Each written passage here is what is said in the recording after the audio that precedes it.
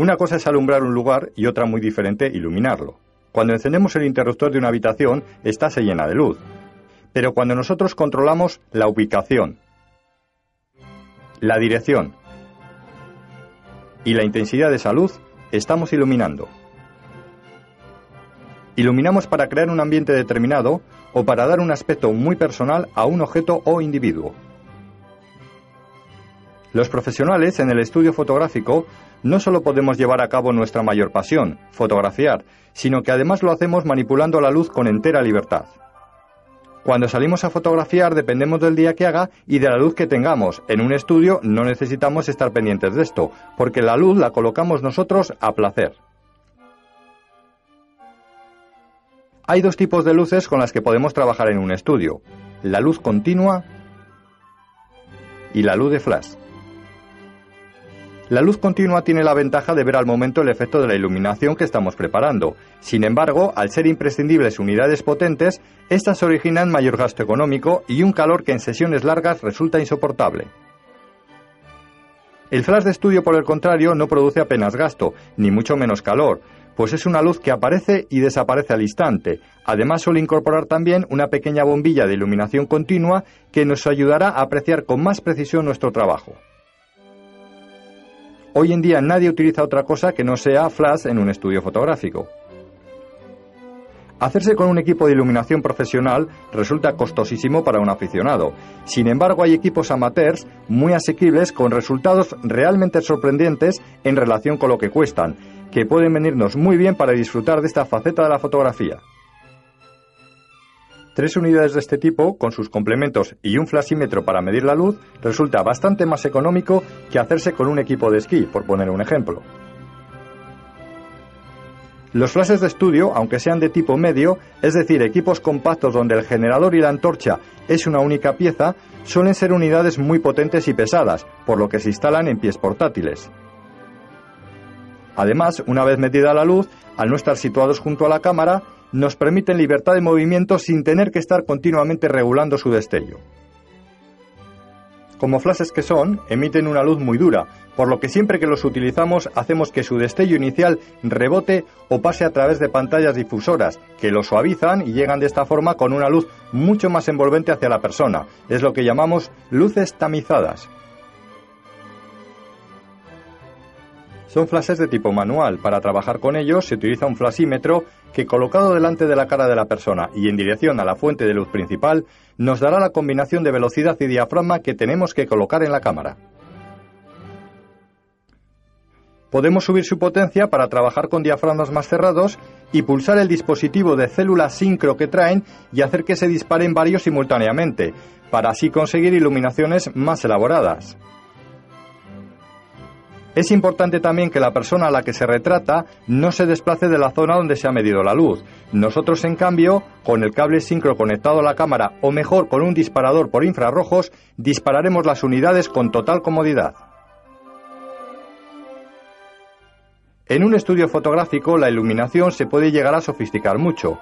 Algunos fotógrafos, tratando de llegar no se sabe muy bien a qué, han cometido verdaderos excesos. Este hecho ha provocado la reacción de otros que, en contestación, han simplificado mucho sus iluminaciones y emplean una única fuente de luz. Dejando un poco de lado ambos extremos, vamos a conocer los tipos de iluminación más importantes en un estudio, es decir, aquellos a partir de los cuales se originan todos los demás.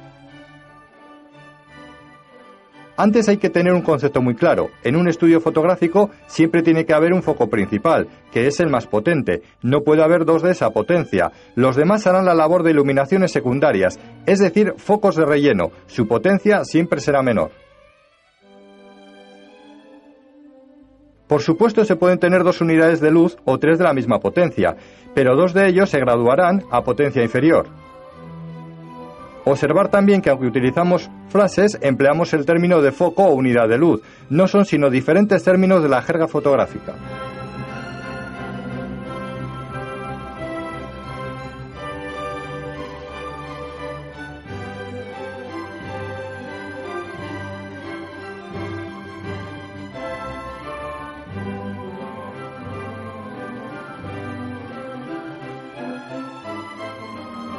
Se utiliza una única fuente de luz, el foco principal, que colocaremos a 0 grados con respecto al eje de la persona, un poco elevado por encima de sus ojos y haciendo un ligero picado. Es un tipo de iluminación muy efectiva, prácticamente nada queda sin iluminar, pero muy poco artística. Debido a la falta de sombras no da sensación de volumen, aplana el rostro. Es una iluminación demasiado directa, una iluminación que nosotros llamamos dura. Ayuda a disimular arrugas y pequeñas imperfecciones de la piel, por lo que en el retrato comercial se suele emplear con hombres y mujeres de mediana edad. Si la persona está muy pegada al fondo, es conveniente utilizar una unidad de relleno para eliminar las posibles sombras.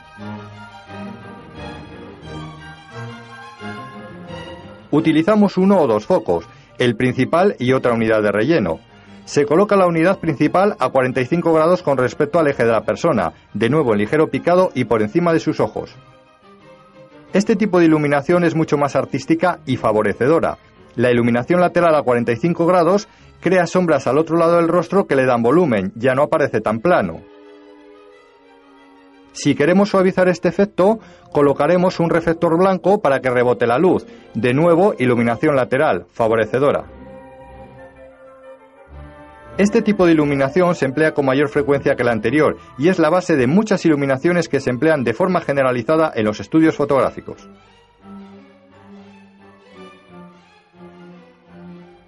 Para esta iluminación emplearemos un único foco, el principal. Lo colocaremos a 90 grados con respecto al eje de la persona, directamente sobre la cabeza. Esta iluminación es sin duda la más artística, creando un fuerte contraste entre la zona iluminada y la de sombras que confiere un interés muy especial a la persona. Si medimos la luz sobre la zona de luces, el contraste aumentará, y si lo hacemos sobre la de sombras, obtendremos un efecto muy diferente. Otra forma de aumentar el contraste es colocando una cartulina negra al otro lado de la zona iluminada. En cambio, si se desea suavizar, utilizaremos un reflector blanco como ya vimos. También si se desea, se puede realzar el fondo colocando un foco de apoyo. Este tipo de iluminación, aunque no se emplea de forma generalizada, no debe faltar en ninguna sesión de retrato, pues confiere mucho carácter al rostro y el resultado suele ser impactante. Es preferible que el modelo no sonría y va bien para todo tipo de personas, exceptuando tal vez a los niños. Utilizaremos dos focos, el principal y otra unidad de relleno. Los colocaremos de la siguiente forma. La unidad principal a 135 grados con respecto al eje de la persona, por encima de su cabeza y en fuerte picado, para evitar rebotes de luz en nuestra cámara. Y la unidad de apoyo a 315 grados con respecto al eje de la persona para rellenar la cara, pues estamos hablando prácticamente de un contraluz. Este tipo de iluminación se emplea principalmente en personas de cabellos rubios o claros, para resaltarlos y darles más protagonismo en la imagen.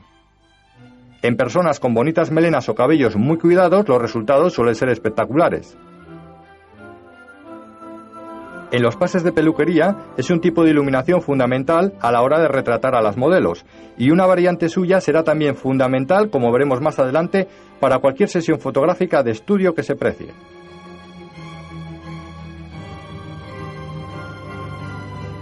De nuevo utilizaremos dos focos, el principal y otro de apoyo. Colocaremos el principal a 180 grados con respecto al eje de la persona, detrás de ella ocultándolo con su cabeza. Si la unidad es muy grande, incorporaremos algún elemento a la escena como fular o bufanda para así disimularlo, o si no, lo sustituiremos por un foco menor. Y puesto que estamos creando un auténtico contraluz, necesitamos una unidad de relleno que colocaremos de nuevo a 315 grados con respecto al eje de la persona, dirigiéndolo directamente a su cara. Este tipo de iluminación, si bien se emplea para todo tipo de personas, donde mejor se aprecia su efecto es en personas de cabello rubioso claros, ya que crea una preciosa estela de luz que se ve remarcada por este tipo de cabello. Se puede utilizar colocando a la persona frontal o lateralmente, y aunque se emplea más para retratos de busto, también se utiliza para retratos de medio cuerpo o incluso de grupo. En ambos casos perfila muy bien el contorno de las personas.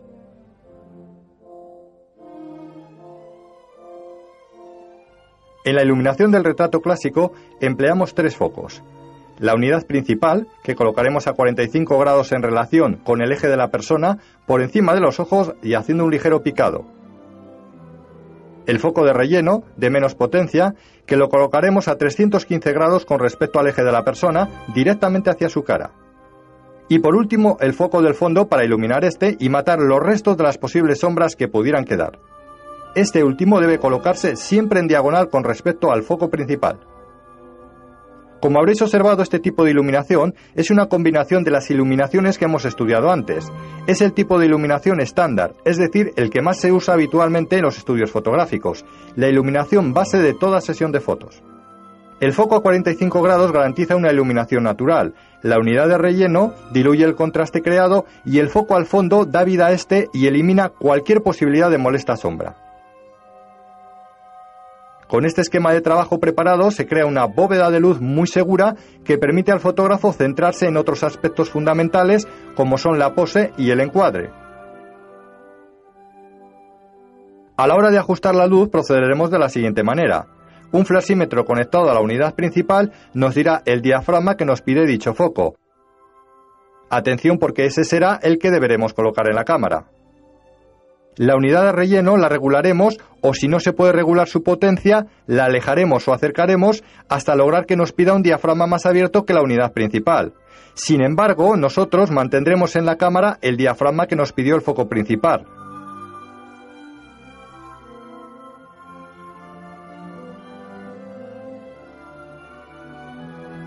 Esto se hace así porque en un estudio se trata siempre de conseguir iluminaciones que imiten en lo posible a la luz del sol, que es la iluminación madre, y como el sol es único, siempre recibimos la luz un poco de lado, creando de esta forma suaves contrastes, tal y como el que hemos preparado aquí. Por lo que el lado de la cara que ilumina la unidad secundaria quedará algo subexpuesto, creando un suave contraste y logrando así una iluminación muy natural. Por último, el flash que va al fondo se suele regular para que dé el mismo diafragma que la unidad principal. Aunque esto depende del material con el que esté hecho dicho fondo. Algunos fondos requieren más luz, por lo que es conveniente regularlos para que pidan un diafragma o dos más cerrados que el que nos pidió la unidad principal. Haciendo esto mismo con un fondo blanco, por ejemplo, conseguimos un efecto de sobreexposición que da una iluminación muy envolvente. Otros, en cambio, no necesitan tanta luz, e incluso algunos son tan sensibles que con la luz que desprende el foco principal y el secundario es suficiente. Se recomienda, por lo tanto, experimentar.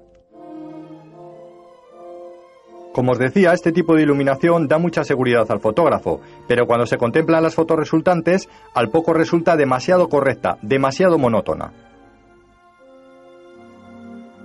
Hay que darle un poco más de chispa y para ello vamos a incorporar variantes de las iluminaciones estudiadas anteriormente. En primer lugar vamos a colocar otra unidad a 245 grados con respecto al eje de la persona y vamos a regular su potencia hasta que nos pida un diafragma más que el flash principal. Pero de nuevo, nosotros mantendremos en nuestra cámara el diafragma que nos pedía este flash.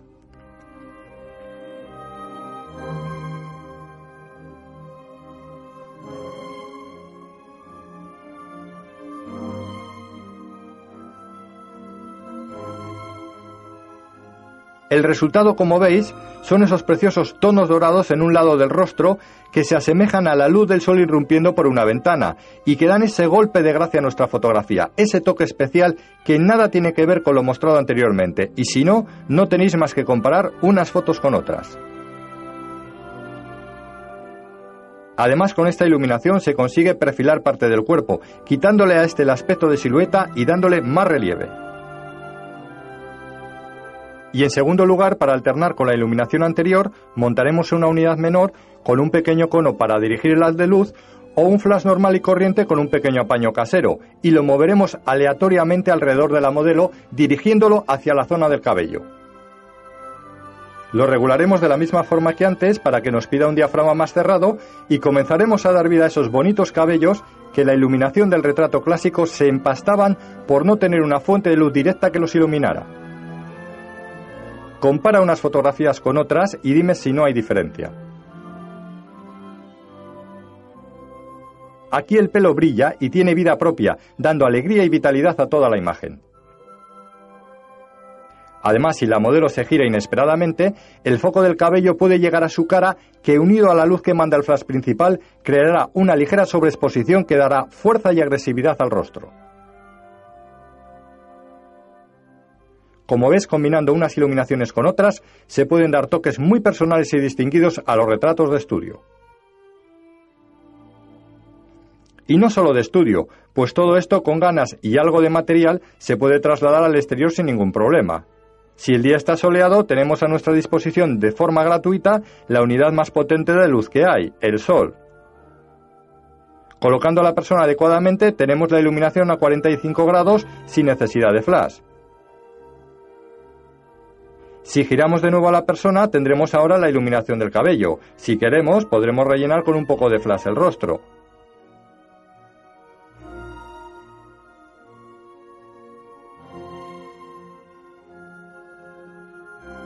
Ahora, en cambio, estamos iluminando el cabello y perfilando la silueta.